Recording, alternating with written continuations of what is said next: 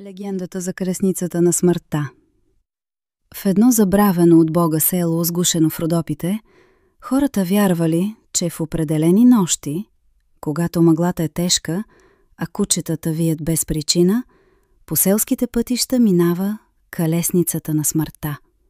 Казвали, че това е стара каруца, теглена от черни коне с огнени очи, а на капрата седи висока забулена фигура. Никой не знаел лицето й, защото било скрито под дълъг черен плащ. Вярвало се, че когато чуеш тропота на конете нощем, не бива да поглеждаш през прозореца. Ако видиш колесницата, тя ще те повика по име, а веднъж повикан, няма спасение. Една зимна нощ, мъж на име Стоян, млад, буен и невярващ стари бабини деветини, решил да докаже на селяните, че такива работи няма. Аз ще чакам тая проклета каруца. Нека дойде да я видя, заклел се той пред всички. Настанила се гъста мъгла. Кучетата залаяли, после изведнъж замлъкнали. Тогава се чул далечен тропот на копита.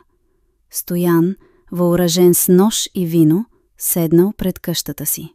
В мъглата се появила черна каруца.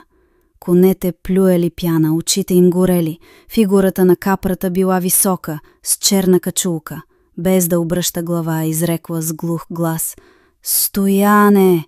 Ела!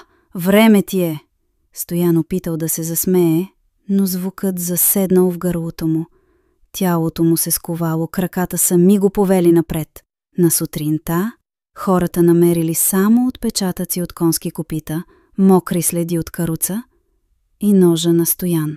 От него нямало и следа.